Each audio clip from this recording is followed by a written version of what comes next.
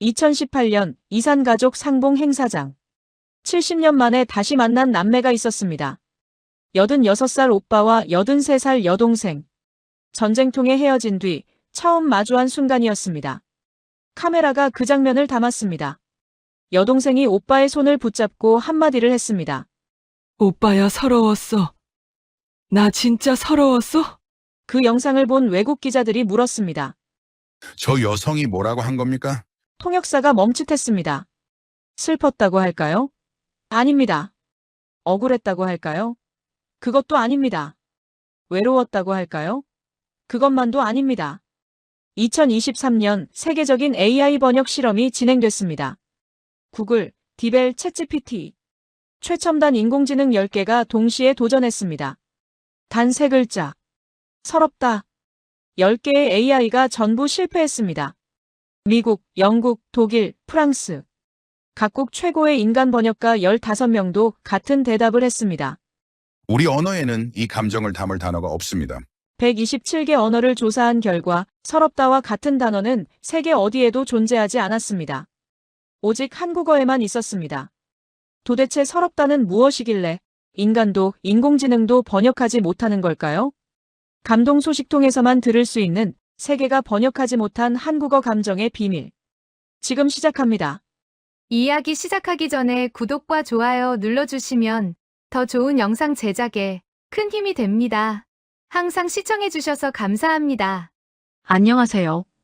저는 클라라 호프만입니다. 독일 하이델베르크 대학에서 비교 언어학을 가르치고 있습니다. 30년 동안 저는 한 가지 질문에 매달려 왔습니다. 세상에는 번역할 수 없는 감정이 존재하는가? 독일어에는 센슈트라는 단어가 있습니다. 그리움과 갈망이 뒤섞인 무언가를 향한 아득한 동경. 영어로는 도저히 옮길 수 없는 감정이죠. 더츠머스도 있습니다. 세상의 고통을 온몸으로 느끼는 우울. 이 역시 다른 언어에는 없는 독일만의 정서입니다. 저는 이런 단어들을 감정의 고아라고 부릅니다. 어느 언어에서도 입양되지 못한 채 오직 한 나라에서만 살아가는 감정들. 그런데 2019년 저는 한국에서 충격적인 단어를 만났습니다. 그해 가을, 서울의 한 요양원을 방문했습니다. 한국의 어르신들이 감정을 어떻게 표현하는지 연구하기 위해서였죠. 80대 할머니 한 분을 인터뷰하게 됐습니다. 625 전쟁 때 가족과 헤어졌고 평생 혼자 살아오신 분이었습니다. 저는 통역사를 통해 여쭤봤습니다. 가장 힘들었던 순간이 언제였는지. 할머니는 한참을 말없이 창밖을 바라보셨습니다. 그리고 천천히 입을 여셨습니다. 서러웠지, 그냥. 서러웠어. 통역사가 멈칫했습니다. 저는 물었습니다. 뭐라고 하셨느냐고. 통역사는 난감한 표정을 지었습니다. 슬펐다는 건지, 억울했다는 건지, 외로웠다는 건지. 어떤 영어 단어로도 정확히 전달할 수가 없다는 것이었습니다. 저는 그 순간을 잊을 수 없습니다. 할머니의 눈가에 맺힌 눈물. 하지만 그 눈물은 흘러내리지 않았습니다. 목구멍 어딘가에서 삼켜지는 것 같았습니다. 그날 밤, 저는 호텔방에서 사전을 뒤졌습니다. 한국어 사전, 영한 사전, 독한 사전. 서럽다의 정의는 이랬습니다. 슬프고 억울한 느낌이 있다. 하지만 이 정의는 너무 빈약했습니다. 할머니의 그 표정, 그 눈빛, 그 침묵. 그 안에 담긴 감정은 슬프고 억울한이라는 말로는 절대 설명되지 않았습니다. 저는 깨달았습니다. 이 단어 안에는 무언가 거대한 것이 숨어 있다는 것을. 그래서 저는 연구를 시작했습니다. 한국의 어르신들을 찾아다니며 서럽다는 감정의 정체를 추적하기 시작했습니다. 5년이 지난 지금 저는 확신합니다. 서럽다는 단순한 감정이 아닙니다. 이것은 한국인의 역사입니다. 한국인의 삶입니다. 그리고 한국인만이 가진 세상 어디에도 없는 영혼의 언어입니다. 이제 제가 5년간 발견한 것들을 말씀드리겠습니다. 서럽다는 도대체 무엇인지, 왜 이 감정은 한국에만 존재하는지, 그리고 왜 이 단어는 어르신들의 입에서 유독 자주 흘러나오는지. 연구를 시작하면서 저는 먼저 사전적 정의부터 살펴봤습니다. 한국의 국립국어원 표준국어 대사전. 서럽다의 뜻은 이렇게 적혀 있었습니다. 원통하고 슬프다. 슬프고 억울한 느낌이 있다. 그렇다면 영어로는 새드일까요? 아닙니다. 새드는 단순한 슬픔입니다. 눈물이 흐르고 마음이 가라앉는 감정. 하지만 서럽다에는 슬픔만 있는 게 아닙니다. 그럼 리젠트펄, 억울함일까요? 이것도 아닙니다. 억울함에는 분노가 있습니다. 누군가를 원망하고 항의하고 싶은 마음. 하지만 서럽다에는 그런 날카로움이 없습니다. 저는 한국의 심리학자들을 만나 물었습니다. 서럽다는 정확히 어떤 감정이냐고. 서울대학교의 한 심리학 교수가 이렇게 설명해 주셨습니다. 서럽다는 감정은 최소 4가지가 섞여 있습니다. 슬픔, 억울함, 외로움, 그리고 체념. 이 4가지가 동시에 존재하면서도 겉으로 드러나지 않는 상태. 그게 서러움입니다. 저는 무릎을 쳤습니다. 그제야 할머니의 표정이 이해됐습니다. 슬펐지만 울지 않으셨습니다. 억울했지만 화내지 않으셨습니다. 외로웠지만 하소연하지 않으셨습니다. 그저 받아들이고 계셨습니다. 이것이 바로 서럽다였습니다. 저는 비유를 들어 설명해 보겠습니다. 슬픔은 눈물입니다. 눈에서 흘러내리는 물방울. 누구나 볼 수 있고 누구나 알아챌 수 있습니다. 하지만 서러움은 다릅니다. 서러움은 목구멍까지 차오른 눈물입니다. 삼키려 해도 삼켜지지 않고 뱉으려 해도 뱉어지지 않는. 그래서 가슴 한구석에 고여있는 눈물입니다.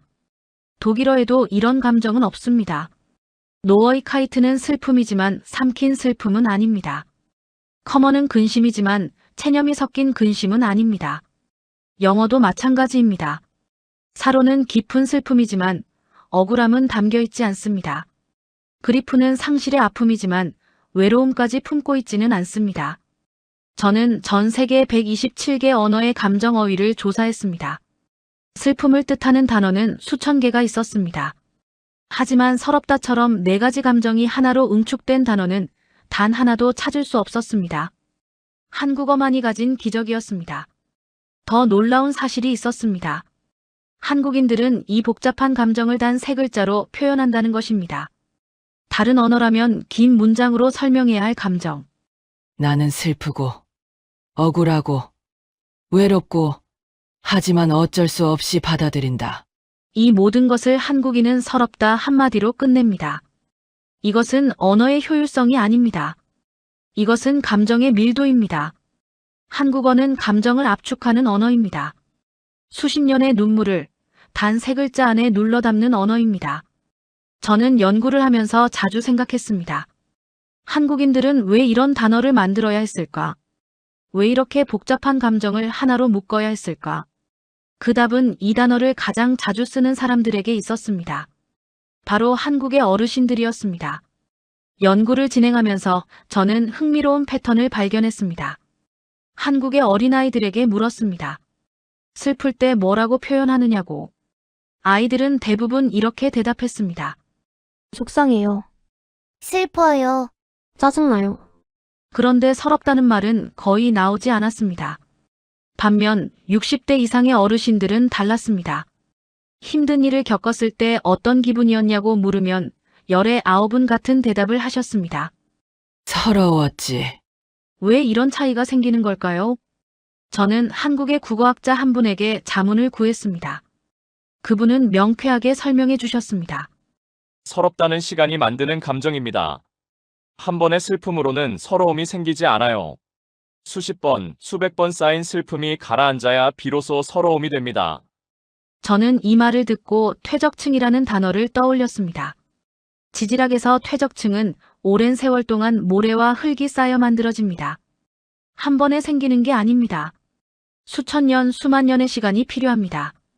서러움도 마찬가지입니다. 어린아이에게는 아직 퇴적층이 없습니다.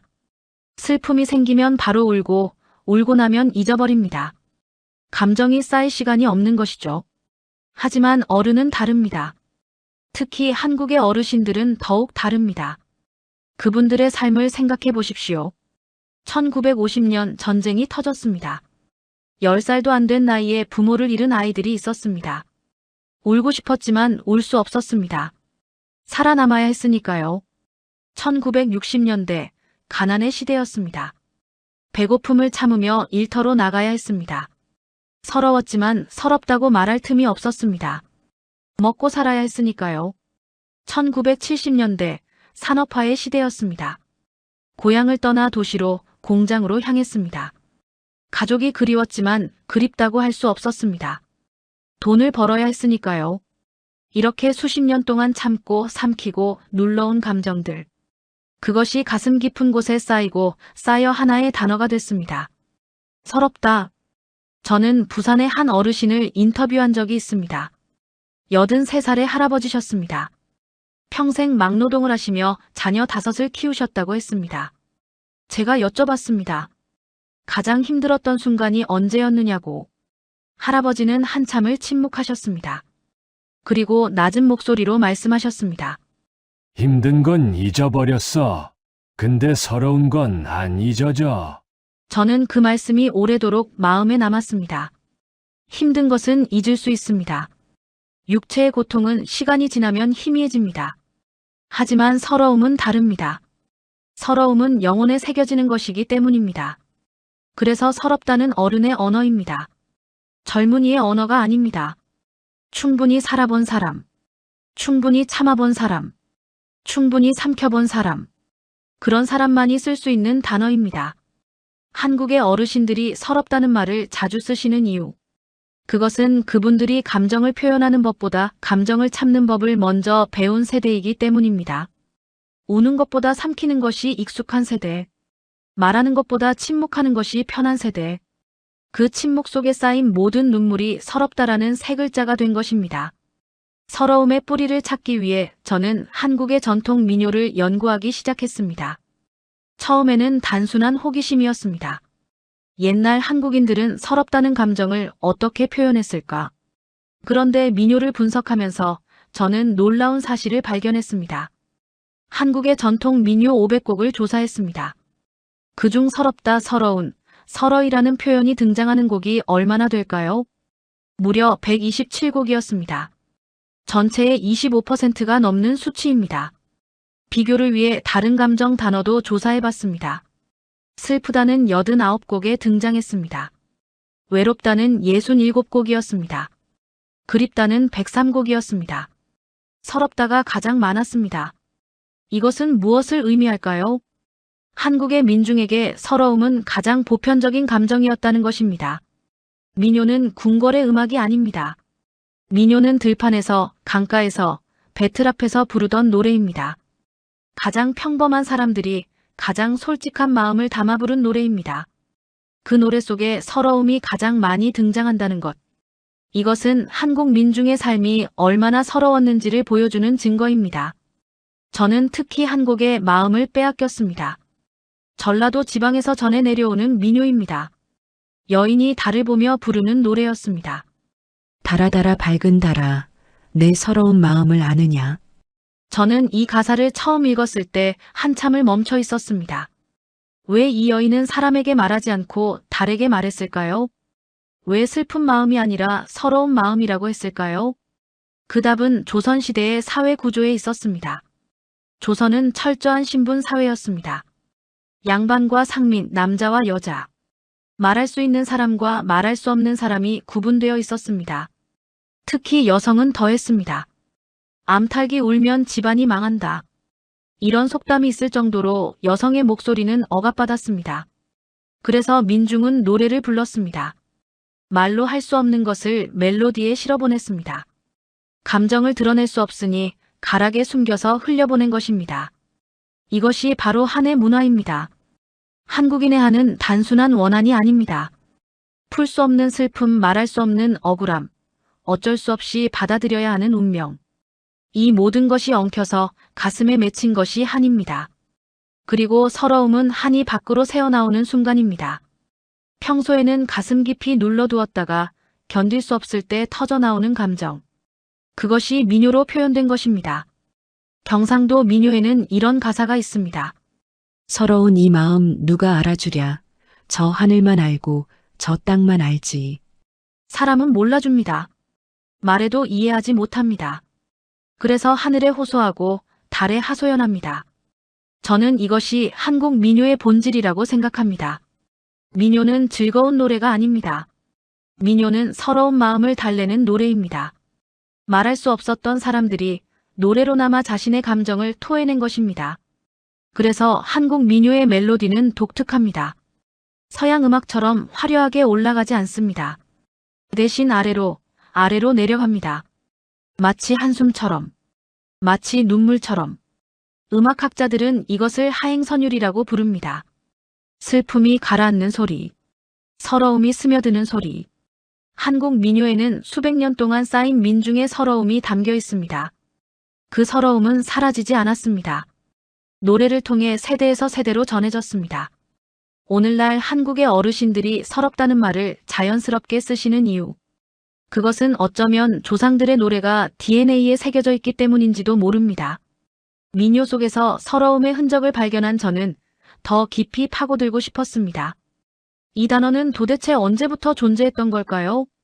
저는 한국의 고문원을 연구하는 국어사 전문가를 찾아갔습니다. 서울대학교 규장각 한국학연구원. 그곳에서 저는 놀라운 기록을 만났습니다. 서럽다의 가장 오래된 기록은 고려 후기로 거슬러 올라갑니다. 13세기경 문헌의 셔룹다라는 형태로 처음 등장했습니다. 흥미로운 점은 이 단어의 구조였습니다. 국어학자들의 분석에 따르면 서럽다는 설다와 웁다가 결합된 형태의 가능성이 높습니다. 설다는 익숙하지 않다, 낯설다는 뜻입니다. 웁다는 고어에서 슬프다를 의미했습니다. 즉, 서럽다의 원래 뜻은 이랬습니다. 낯설어서 슬프다. 익숙하지 않아서 아프다. 저는 이 어원 분석을 듣고 전율했습니다. 서러움의 본질은 낯설미였습니다. 익숙했던 것이 낯설어질 때, 가까웠던 사람이 멀어질 때, 알던 세상이 모르는 세상이 될 때, 그때 서러움이 생기는 것입니다. 한국학중앙연구원의 한 연구원이 저에게 이렇게 설명해 주셨습니다. 서럽다는 근본적으로 단절의 감정입니다. 연결되어 있던 것이 끊어질 때, 그 끊어진 자리에서 피어나는 감정이에요. 그래서 이별할 때 서럽고, 오해받을 때 서럽고, 혼자 남겨질 때 서럽습니다. 저는 무릎을 쳤습니다. 그제야 모든 것이 연결됐습니다. 요양원에서 만난 할머니, 전쟁 때 가족과 헤어지셨던 분, 그분이 서럽다고 하신 이유가 이해됐습니다. 가족이라는 연결이 끊어졌기 때문입니다. 고향이라는 연결이 끊어졌기 때문입니다. 어린 시절의 자신과 지금의 자신 사이가 끊어졌기 때문입니다. 부산에서 만난 할아버지도 마찬가지였습니다. 평생 일만 하시느라 자녀들과 충분히 함께하지 못하셨습니다. 아버지와 자식 사이의 연결이 희미해진 것입니다. 그래서 힘든 건 잊어도 서러운 건 안 잊힌다고 하셨던 것입니다. 저는 다른 언어의 감정 단어들과 비교해봤습니다. 한자어 비는 마음이 아프다는 뜻입니다. 하지만 여기에는 단절의 의미가 없습니다. 한자어와는 맺힌 감정입니다. 가깝지만 서럽다와는 다릅니다. 한은 풀리지 않는 응어리이고 서럽다는 그 응어리가 눈물로 새어나오는 순간입니다. 영어 롤리는 혼자라는 상태를 표현합니다. 하지만 왜 혼자가 됐는지에 대한 서사가 없습니다. 오직 한국어의 서럽다만이 이 모든 것을 담고 있었습니다. 단절의 원인, 단절의 아픔, 단절 후의 외로움, 그리고 그것을 받아들이는 체념까지. 더 놀라운 사실이 있었습니다. 서럽다는 반드시 누군가를 전제로 한다는 것입니다. 혼자서는 서러울 수 없습니다. 서러움은 관계 속에서만 생깁니다. 부모가 있어야 부모와의 단절이 서럽습니다. 친구가 있어야 친구와의 이별이 서럽습니다. 고향이 있어야 고향을 떠나는 것이 서럽습니다. 즉, 서럽다는 말 속에는 한때는 연결되어 있었다는 전제가 숨어 있습니다. 완전한 고독에서는 서러움이 생기지 않습니다. 사랑했기 때문에, 함께였기 때문에 서러운 것입니다. 저는 이것이 서럽다가 가진 가장 아름다운 역설이라고 생각합니다. 서러움은 슬픔의 증거가 아닙니다. 서러움은 사랑의 증거입니다. 누군가를 사랑했기에 서럽고 무언가를 소중히 여겼기에 서러운 것입니다. 한국어는 이 복잡한 진실을 단 세 글자 안에 담았습니다. 700년 전 고려의 누군가가 처음 이 말을 만들었을 때 그 사람은 아마 깊은 단절을 경험했을 것입니다. 그 단절의 아픔이 서럽다라는 말이 되어 오늘날까지 전해진 것입니다. 2023년 저는 흥미로운 실험에 참여하게 됐습니다. MIT 미디어랩과 서울대학교 언어학과가 공동으로 진행한 프로젝트였습니다. 인공지능은 인간의 감정을 얼마나 이해하는가? 전 세계에서 번역 불가능으로 알려진 감정 단어 50개를 선정했습니다. 독일어 셰딘프로이드, 포르투갈어 사우다지, 일본어 와비사비, 그리고 한국어 서럽다. 이 단어들을 세계 최고의 AI 번역기 10개에 입력했습니다. 구글 번역, 디벨, 팝하고, 그리고 당시 막 공개된 GPT-4까지. 결과는 충격적이었습니다. 50개 단어 중 43개는 AI가 어느 정도 번역에 성공했습니다. 완벽하지는 않았지만 의미를 전달하는 데는 문제가 없었습니다. 하지만 7개의 단어는 모든 AI가 실패했습니다. 그중 하나가 바로 서럽다였습니다. 구글 번역은 서럽다를 새드로 번역했습니다. 디벨은 사로펄이라고 했습니다. 팝하고는 하트브로컨이라고 옮겼습니다. GPT-4에게는 조금 다른 방식으로 물었습니다. 서럽다를 영어로 설명해 주세요. GPT-4의 답변은 이랬습니다. 서럽다는 한국어 고유의 감정 표현으로 슬픔, 억울함, 외로움, 체념이 복합적으로 얽힌 상태를 나타냅니다. 영어에는 이에 정확히 대응하는 단어가 없으며 맥락에 따라 다르게 번역해야 합니다. 저는 이 답변을 보고 씁쓸하게 웃었습니다. AI도 결국 번역 불가능을 인정한 것이었습니다. 왜 AI는 서럽다를 번역하지 못했을까요? 저는 AI 언어학을 연구하는 동료에게 물었습니다. 스탠퍼드 대학의 컴퓨터 언어학 교수였습니다. 그의 설명은 이랬습니다. AI 번역은 확률에 기반합니다. 수억 개의 문장을 학습해서 가장 자주 대응되는 단어를 찾아내는 거죠. 그런데 서럽다는 영어로 번역된 적이 거의 없습니다. 학습 데이터가 부족한 겁니다. 게다가 이 단어는 문맥에 따라 완전히 다른 의미로 쓰입니다. AI는 이런 맥락 의존적 단어를 처리하는 데 한계가 있어요. 저는 고개를 끄덕였습니다. 그렇습니다. 서럽다는 맥락의 언어입니다. 같은 서럽다라도 상황에 따라 전혀 다른 감정이 됩니다. 전쟁에서 가족을 잃은 사람의 서럽다. 평생 일만 하다 늙어버린 사람의 서럽다. 자식에게 무시당한 부모의 서럽다. 고향을 떠나온 이민자의 서럽다. 이 모든 서럽다가 같은 단어이지만 그 무게와 색깔은 완전히 다릅니다. AI는 단어를 번역합니다. 하지만 서럽다는 단어가 아니라 인생입니다. 수십 년의 경험이 압축된 인생을 어떻게 단어 하나로 번역할 수 있겠습니까? 저는 실험의 마지막 단계에서 한 가지를 더 시도했습니다.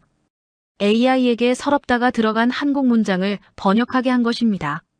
어머니는 평생 서러운 삶을 사셨다. 구글 번역의 결과는 이랬습니다. My mother lived a sad life all her life. 저는 이 번역을 한국인 10명에게 보여줬습니다. 10명 모두 고개를 저었습니다. 새드가 아닌데. 이건 슬픈 게 아니라 서러운 건데. 느낌이 완전히 다르잖아요. 바로 이것이었습니다. 한국인들은 새드와 서럽다가 다르다는 것을 본능적으로 압니다. 하지만 AI는 이 차이를 이해하지 못합니다. 왜냐하면 AI에게는 삶이 없기 때문입니다. AI는 참아본 적이 없습니다. AI는 삼켜본 적이 없습니다. AI는 밤새 울다가 아침에 눈물을 닦고 출근해 본 적이 없습니다. 서럽다는 그런 경험 속에서만 이해되는 단어입니다. 데이터로는 학습할 수 없는 감정입니다. 저는 이 실험을 통해 확신하게 됐습니다. 인공지능이 아무리 발전해도 서럽다를 완벽하게 번역하는 날은 오지 않을 것입니다. 왜냐하면 서럽다는 기계가 아니라 인간만이 느낄 수 있는 감정이기 때문입니다. 그리고 그 중에서도 한국인만이 온전히 이해하는 감정이기 때문입니다. AI가 번역하지 못한 감정. 그렇다면 인간은 이 감정을 어떻게 표현해 왔을까요? 저는 한국 문학 속에서 서럽다를 찾아보기로 했습니다. 한국의 현대 문학사를 훑어보면 서럽다는 놀라울 정도로 자주 등장합니다. 시에서, 소설에서, 수필에서. 한국의 작가들은 서럽다라는 단어를 마치 비밀병기처럼 사용해 왔습니다. 가장 먼저 만난 것은 백석의 시였습니다. 백석은 1930년대를 대표하는 시인입니다. 그의 시에는 고향에 대한 그리움, 사라져가는 것들에 대한 애틋함이 담겨 있습니다. 백석의 시 중 하나에 이런 구절이 있습니다. 눈이 내리는 밤, 홀로 방 안에 앉아 있는 화자. 그는 창밖을 바라보며 중얼거립니다. 나는 이 세상에서 가난하고 외롭고 높고 서러운 것들을 사랑한다. 저는 이 문장을 읽고 한참을 멈춰 있었습니다. 서럽다를 사랑한다는 것. 이것은 단순한 감정 표현이 아닙니다. 이것은 삶의 태도입니다. 백석은 서러운 것들을 외면하지 않았습니다. 오히려 그것들을 끌어안았습니다. 가난한 것, 외로운 것, 높은 것, 서러운 것. 세상이 외면하는 것들을 시인은 사랑했습니다. 저는 이것이 한국 문학의 특징이라고 생각합니다. 서양 문학은 슬픔을 극복하려 합니다. 하지만 한국 문학은 슬픔과 함께 살아가려 합니다. 박완서 작가도 마찬가지였습니다. 박완서는 한국전쟁을 직접 겪은 세대입니다. 그녀의 소설에는 전쟁의 상처, 이별의 아픔이 곳곳에 배어 있습니다. 박완서의 수필 중에 이런 문장이 있습니다. 어머니를 회상하는 글이었습니다. 어머니의 손등에 박힌 검버섯을 바라보며 작가는 생각합니다. 그 손으로 빨래를 하고 밥을 짓고 자식들을 키웠다고. 그리고 그 모든 세월이 검버섯이 되어 남았다고. 작가는 씁니다. 어머니의 손등을 보니 그냥 서러웠다. 왜 슬펐다가 아니라 서러웠다일까요? 저는 오래 생각했습니다. 그리고 깨달았습니다. 슬픔은 순간의 감정입니다. 하지만 서러움은 세월의 무게입니다. 어머니의 손등에 새겨진 것은 단순한 주름이 아닙니다. 그것은 수십 년간 참고 견디고 삼켜온 시간의 흔적입니다. 그 흔적을 바라볼 때 느끼는 감정. 그것은 슬프다로는 부족합니다. 서럽다여야만 합니다. 정호승 시인의 시도 잊을 수 없습니다. 정호승은 서럽다는 단어를 가장 아름답게 쓰는 시인 중 한 명입니다. 그의 시 한편에 이런 구절이 있습니다. 바람이 부는 날, 낙엽이 지는 풍경을 바라보며 시인은 씁니다. 마음이 너무 서러워. 바람도 서럽게 느껴졌다.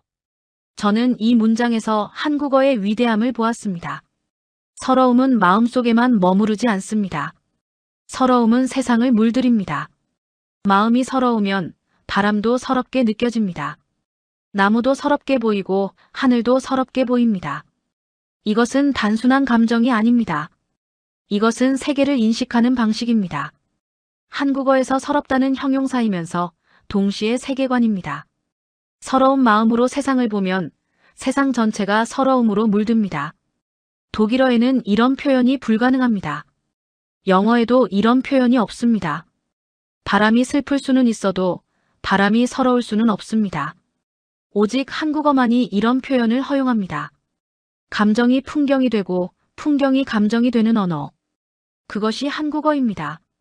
저는 연구를 하면서 수백 편의 한국 시와 소설을 읽었습니다. 그리고 발견했습니다. 한국 문학은 서러움의 문학이라는 것을. 한국 작가들은 서럽다는 단어로 시대를 그렸습니다. 전쟁의 서러움, 가난의 서러움, 이별의 서러움, 늙어감의 서러움. 그 단어 하나에 한국인의 역사가 담겨 있습니다. 그래서 한국 문학을 읽으면 한국인의 마음이 보입니다. 5년간의 연구 끝에 저는 마지막 질문 앞에 섰습니다. 왜 한국어에만 서럽다가 있는 걸까요? 왜 다른 언어에는 이런 단어가 없는 걸까요? 세계 어느 나라 사람들도 슬픔을 느낍니다. 억울함도 외로움도 체념도 느낍니다. 그런데 왜 오직 한국어만이 이 모든 감정을 하나로 묶었을까요? 저는 그 답을 한국의 역사에서 찾았습니다. 한반도의 지도를 펼쳐보십시오. 삼면이 바다이고 북쪽은 대륙과 맞닿아 있습니다. 강대국들 사이에 끼인 작은 나라. 중국, 몽골, 일본. 수천 년 동안 한반도는 침략의 길목이었습니다. 고려시대, 몽골의 침입. 수십 년간 전쟁이 계속됐습니다. 수많은 사람들이 가족을 잃고 고향을 잃었습니다. 조선시대, 임진왜란. 7년간의 전쟁으로 국토가 폐허가 됐습니다. 끌려간 사람만 수십만 명이었습니다. 그리고 20세기. 일제강점기 35년. 자기 말을 빼앗기고 자기 이름을 빼앗긴 시간. 말할 수 없었고 저항할 수 없었습니다. 오직 참고 견딜 수밖에 없었습니다. 그리고 1950년 한국전쟁. 같은 민족끼리 총을 겨눈 비극. 1,000만 명이 넘는 이산 가족이 생겼습니다. 부모와 자식이, 형제와 형제가, 남편과 아내가 헤어졌습니다. 영영 다시 만나지 못한 사람들. 70년이 넘도록 그리워하다가 세상을 떠난 사람들. 저는 이산가족 상봉 행사의 영상을 본 적이 있습니다. 수십 년 만에 다시 만난 가족들. 서로를 부둥켜 안고 우는 모습. 그분들의 얼굴에서 저는 서러움을 보았습니다. 그 눈물은 단순한 슬픔이 아니었습니다. 수십 년 동안 참아온 그리움이었습니다. 왜 헤어져야 했는지 모를 억울함이었습니다. 함께하지 못한 세월에 대한 체념이었습니다. 그 모든 것이 터져나오는 순간이었습니다. 저는 깨달았습니다. 한국어에 서럽다가 있는 이유를. 한국인들에게는 이 단어가 필요했던 것입니다. 너무 많이 헤어졌기 때문입니다. 너무 많이 빼앗겼기 때문입니다. 너무 많이 참아야 했기 때문입니다. 그 모든 경험이 쌓이고 쌓여 서럽다라는 단어가 된 것입니다. 세계 언어학자들은 말합니다. 언어는 그 민족의 역사를 담는 그릇이다. 한국어에 서럽다는 그 말을 증명합니다. 이 단어 안에는 1000년의 침략이 담겨 있습니다. 100년의 수탈이 담겨 있습니다. 70년의 분단이 담겨 있습니다. 그리고 그 모든 시간 동안 참고, 견디고, 살아남은 사람들의 눈물이 담겨 있습니다. 독일에도 전쟁이 있었습니다. 일본에도, 프랑스에도, 러시아에도 있었습니다. 하지만 그 어느 나라도 서럽다 같은 단어를 만들지 않았습니다. 왜냐하면 그들의 역사는 한국과 달랐기 때문입니다. 한국처럼 끊임없이 단절을 경험한 나라는 드뭅니다. 한국처럼 반복적으로 이별을 강요받은 민족은 드뭅니다. 한국처럼 세대 전체가 참는 법을 먼저 배운 나라는 드뭅니다. 그래서 서럽다는 한국어에만 존재합니다. 이것은 우연이 아닙니다. 이것은 역사가 만든 언어입니다. 저는 이것을 슬픔의 기적이라고 부르고 싶습니다. 한국인들은 고통 속에서 무너지지 않았습니다. 대신 고통을 언어로 승화시켰습니다. 말할 수 없었던 감정을 단어로 만들어냈습니다. 서럽다. 이 세 글자 안에 한국인의 100년이 압축되어 있습니다. 1000만 이산 가족의 눈물이 스며 있습니다. 전쟁을 겪은 어르신들의 한숨이 담겨 있습니다. 세계 어느 언어도 이것을 번역할 수 없습니다. 왜냐하면 이것은 단어가 아니라 역사이기 때문입니다. 한국어를 연구하면서 저는 자주 생각합니다. 언어를 만든다는 것은 위대한 일이라고. 한국인들은 가장 힘들었던 순간에 가장 아름다운 단어를 만들었습니다. 그것이 서럽다입니다. 5년간의 연구를 마치며 저는 한국을 떠나기 전 마지막으로 그곳을 다시 찾았습니다. 서울의 그 요양원. 처음 서럽다를 알려주셨던 할머니를 만나기 위해서였습니다. 그런데 할머니는 그 사이 돌아가셨습니다. 1년 전이었다고 합니다. 저는 한참을 그 자리에 서 있었습니다. 할머니가 앉아 계시던 창가. 서러웠지 그냥. 서러웠어. 그 말씀이 귓가에 맴돌았습니다. 그리고 저는 깨달았습니다. 아, 이것이 서러움이구나. 할머니를 잃은 슬픔. 더 많은 이야기를 듣지 못한 아쉬움. 다시는 만날 수 없다는 사실에 대한 체념. 그리고 그 모든 것이 뒤섞여 목구멍을 막는 이 감정. 저는 그제야 서럽다를 진정으로 이해했습니다. 30년간 감정 어휘를 연구하면서 저는 수천 개의 단어를 분석했습니다. 하지만 서럽다만큼 저를 오래 붙잡은 단어는 없었습니다. 왜냐하면 이 단어는 분석으로는 이해할 수 없기 때문입니다. 오직 경험해야만 알 수 있습니다. 저는 독일로 돌아왔습니다. 하지만 서럽다는 제 안에 남았습니다. 연구실에서 논문을 쓸 때, 창밖으로 비가 내릴 때, 혼자 커피를 마시며 생각에 잠길 때, 저는 가끔 중얼거립니다. 서럽다. 독일어에는 없는 단어. 영어에도 없는 단어. 하지만 이제 제 마음속에는 존재하는 단어. 한국어를 배우지 않아도 됩니다. 한국에서 살지 않아도 됩니다. 서럽다는 한번 알면 잊히지 않는 단어입니다. 왜냐하면 이 감정은 인간이라면 누구나 가지고 있기 때문입니다. 다만 한국인만이 이것에 이름을 붙여준 것입니다. 저는 이 영상을 보시는 여러분께 묻고 싶습니다. 여러분은 마지막으로 언제 서러웠습니까? 부모님이 늙어가시는 것을 보았을 때, 오랜 친구와 연락이 끊겼을 때, 젊은 시절이 다시는 돌아오지 않는다는 것을 깨달았을 때, 그 순간 여러분의 가슴 한구석이 먹먹해졌다면, 눈물이 날 것 같으면서도 나오지 않았다면, 누군가에게 말하고 싶었지만 무슨 말을 해야 할지 몰랐다면, 그것이 바로 서럽다입니다. 서럽다는 사라지지 않았습니다. 다만 우리가 말하지 않을 뿐입니다. 현대 사회는 빠릅니다. 슬퍼할 시간도 없고 서러워할 시간도 없습니다. 모두가 괜찮은 척하며 살아갑니다. 하지만 서럽다고 말하는 순간 무언가 달라집니다. 감정이 말이 됩니다. 말이 고백이 됩니다. 고백이 위로가 됩니다. 할머니는 저에게 서럽다는 단어를 가르쳐 주셨습니다. 저는 그 단어 덕분에 한국인의 마음을 이해하게 됐습니다. 이제 저는 이 단어를 세상에 전하고 싶습니다. 서럽다는 번역할 수 없지만 나눌 수는 있습니다. 여러분의 서러움을 말해 주십시오. 댓글로, 한 줄로, 짧은 문장으로. 저는 이럴 때 서러웠습니다. 그 한마디가 누군가에게 위로가 될 것입니다. 나만 서러운 게 아니었구나. 그 한마디가 공감이 되고 연결이 될 것입니다. 서럽다는 혼자의 감정이 아닙니다. 서럽다는 함께 나눌 때 비로소 완성되는 감정입니다. 저는 클라라 호프만입니다. 한국어가 가르쳐준 가장 아름다운 단어. 서럽다. 감사합니다.